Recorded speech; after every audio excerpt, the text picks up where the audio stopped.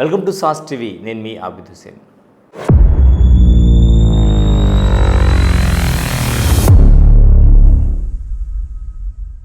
ఈరోజు స్పెషల్ రిపోర్ట్లో భాగంగా బీఆర్ఎస్ ఎమ్మెల్సీ కల్వకుంట్ల చేసినటువంటి కవిత గారు చేసినటువంటి కామెంట్స్ మీద మాట్లాడదాం. ప్రధానంగా ఉప ముఖ్యమంత్రి పవన్ కళ్యాణ్ గురించి ఆమె మాట్లాడుతూ, unfortunately he become a deputy CM, Pawan Kalyan is not a serious politician అని మాట్లాడడం జరిగింది. సరే, ఏ సందర్భంలో మాట్లాడారు అనేది కూడా తెలియజేస్తాను. ప్రధానంగా హిందీకి సంబంధించినటువంటి ప్రశ్న అరైజ్ అయినప్పుడు, అంటే హిందీకి సంబంధించి ఇటీవల కాలంలో పవన్ కళ్యాణ్ చేసినటువంటి వ్యాఖ్యల గురించి మాట్లాడిన సందర్భంలో కల్వకుంట్ల కవిత ఈ వ్యాఖ్యలు చేయడం జరిగింది. మరి కవిత వ్యాఖ్యలపై జనసేన నేతలు సీరియస్ అవుతూ ఉన్నారు.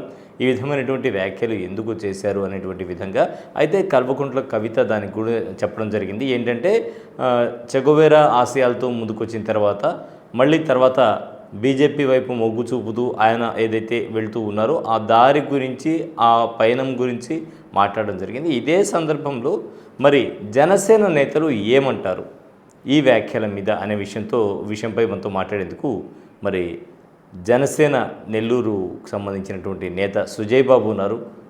నెల్లూరు నగర అధ్యక్షుడు కూడా ఆయన. వారితో మాట్లాడదాం. ఒకసారి ఫోన్ లైన్లో వారితో మాట్లాడదాం, ఏమంటారో చూద్దాం. హలో సుజయ్ బాబు గారు. హలో, చెప్పండి. నమస్తే సుజయ్ బాబు గారు. నేను సాస్ టీవీ నుంచి హుసేన్ మాట్లాడుతున్నాను. నమస్తే అండి, హుసేన్ గారు. బాగున్నారండి? బాగున్నానండి. విషయం ఏంటంటే, కల్వకుంట్ల కవిత బీఆర్ఎస్ ఎమ్మెల్సీ చేసినటువంటి వ్యాఖ్యల గురించి మీతో మాట్లాడదామని చేశాను. తప్పకుండా. Unfortunately he become a deputy CM, Pawan Kalyan is not a serious politician అని చెప్పి హిందీకి సంబంధించి ఒక ప్రశ్న ఒక ఛానల్లో అడిగినప్పుడు ఆమె సమాధానంగా చెప్పారు.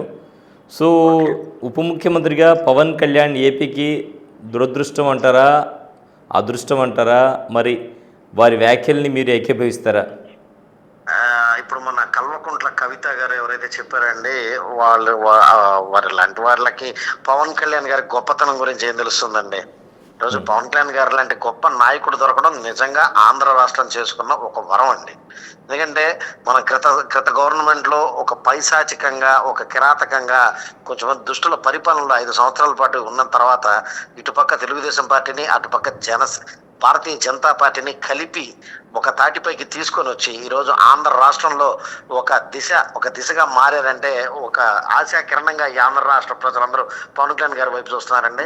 ఎందుకంటే మనకి ప్రత్యక్ష ఉదాహరణ నిన్నగా మనం తీసుకోవచ్చు.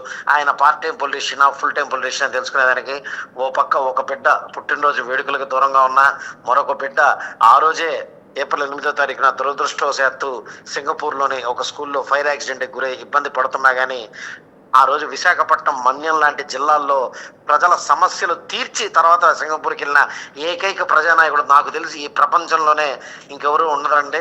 అటువంటి కల్వకుంట్ల కవిత గారిని ఆ రోజు ఆమె చేసిన వ్యాఖ్యలు ఆమె ఎందుకు చేసిందో ఆమెకే తెలియాలి. ఎందుకంటే ఆమెకి జైలు జీవితం గురించి కానీ, లేకపోతే వాళ్ళ తండ్రి దర్బార్ల గురించి కానీ, వీటి గురించి అడిగితే నీట్గా చెప్పొద్దేమో.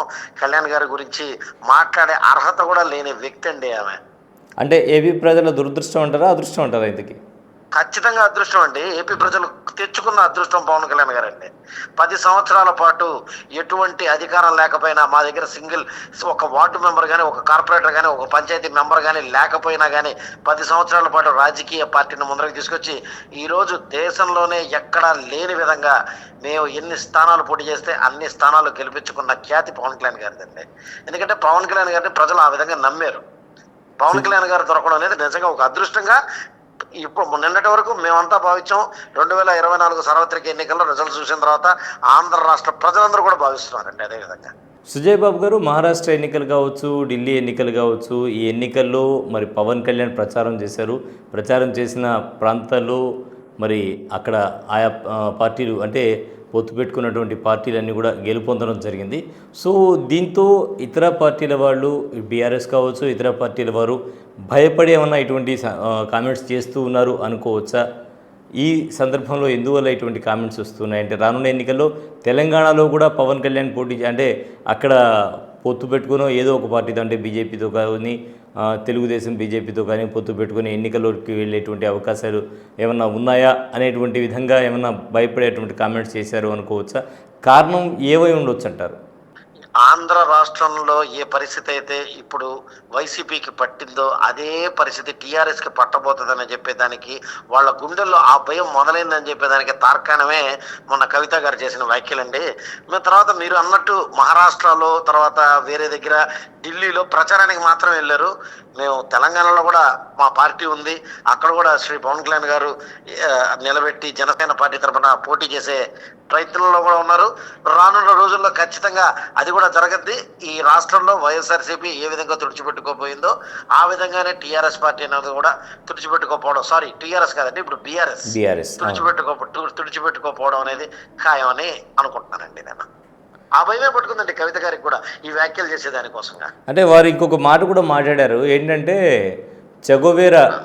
చెగువేరా భావజాలంతో పవన్ కళ్యాణ్ వచ్చారు, దాని తర్వాత వామపక్ష భావజాలం అంటూ మాట్లాడి చివరకు సనాతన ధర్మం లాంటి భావజాలంతో అంటే బీజేపీతో కలిసి నడుస్తున్నారు అనే విధంగా అనే అర్థం వచ్చేలాగా మాట్లాడడం జరిగింది. దీన్ని ఏ విధంగా తీసుకోవచ్చు అంటారు?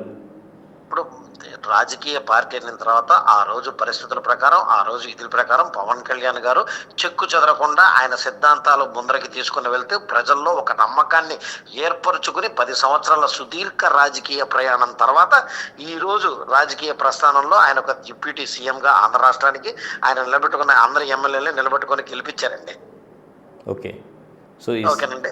సనాతన ధర్మం వైపు నడిచినా కూడా దానికి ఎవరి ధర్మం వారిది కాబట్టి తర్వాత అన్నట్టు వామపక్షాలతో కలిసిన, తర్వాత టీఆర్ఎస్ తో కలిసిన, తర్వాత భారతీయ జనతా పార్టీతో కలిసిన మా సిద్ధాంతాలు కానీ మా ఇది కానీ వాళ్ళు కలుపుకొని ముందరికి తీసుకెళ్లే పని అయితేనే పవన్ కళ్యాణ్ గారు ముందరికి తీసుకెళ్లారండి.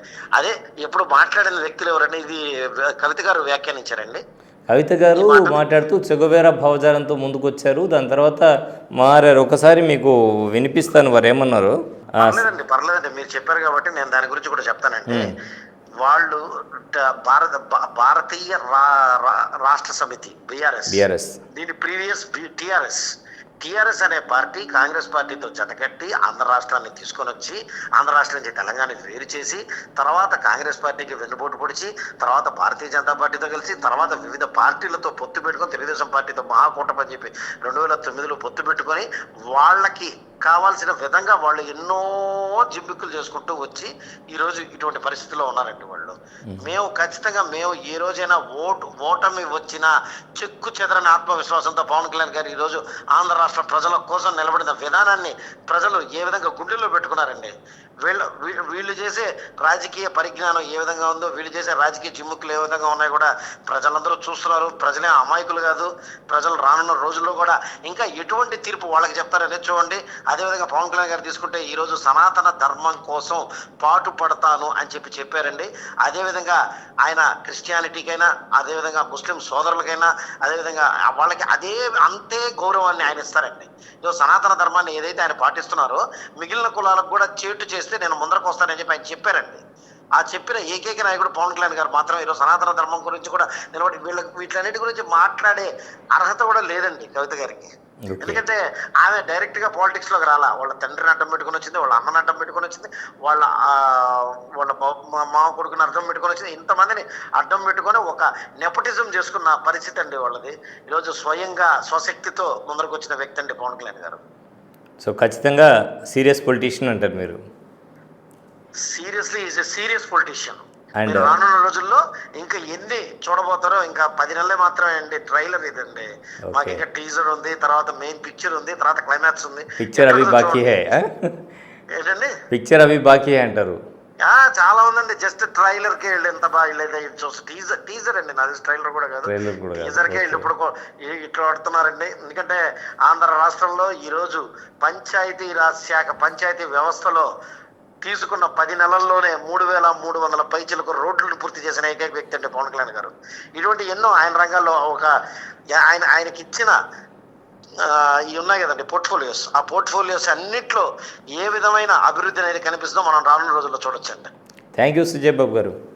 థ్యాంక్ యూ అండి, థ్యాంక్ యూ హుస్సేన్ గారు. సో మొత్తానికి పవన్ కళ్యాణ్ ఒక సీరియస్ పొలిటీషియన్. ఎట్టి పరిస్థితుల్లో ప్రజల సంక్షేమం కోసం ఆయన ముందుకెళ్తారు.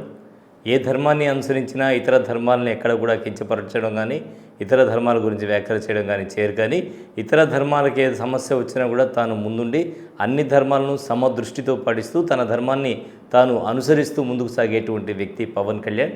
అలాగే ఏపీ ప్రజల అదృష్టం పవన్ కళ్యాణ్ ఉప ముఖ్యమంత్రిగా ఉండడం.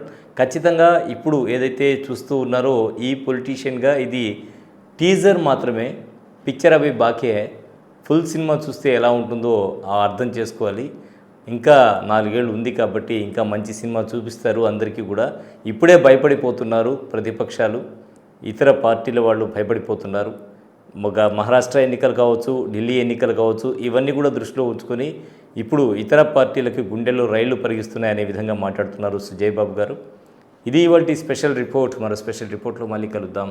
అంతవరకు సెలవు. నమస్కారం.